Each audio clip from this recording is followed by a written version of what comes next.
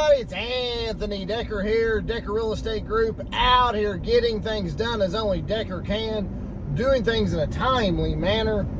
What we're going to talk about today is what are closing costs, right? So if you're a first-time home buyer, you've never heard closing costs before, maybe it's been a few years since you bought a house and closing costs have went up. So we're going to cover what they are and why they have went up. So your closing cost has three parts. One is the bank fee. So it is the fees that you pay the bank for giving you a loan. That typically, depending on the purchase price amount, is going to run anywhere from $2,000 to $2,500.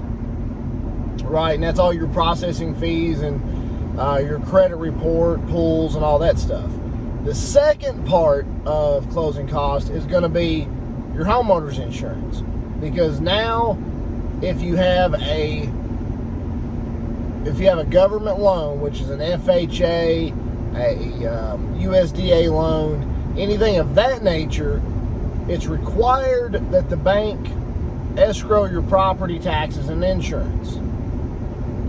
And they always like to have a cushion. They always like to have that paid up a year in advance, so that way when tax time rolls around, they can cut their check to the county or to whoever and pay your property taxes. The third part is your property insurance, your homeowner's insurance. And depending on which carrier you go with, what your property insurance runs. Typically, if you're out in the county, your insurance is going to be a little bit higher. You're going to be further away from a fire station. That's a big one. The age of your roof depends on what your homeowner's insurance, the premium on it.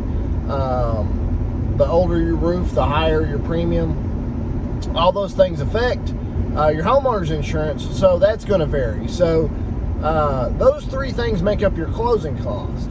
And typically in our area, $5,000 to $5,500 will get most of your closing costs, if not all of your closing costs paid.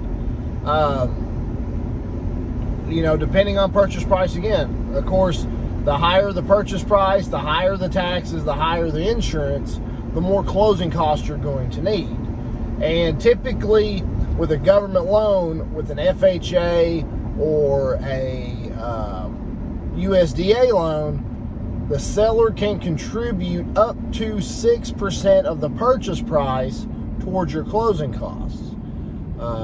And realistically, your closing costs should not exceed 6% of your purchase price, unless you've got bad credit and the bank had to do some extra work or things like this. So, hope this clarifies closing costs for you guys. If you guys have any questions about buying or selling, or you need Decker to get it done for you, give me a call, shoot me a text message. That's what I'm here to do.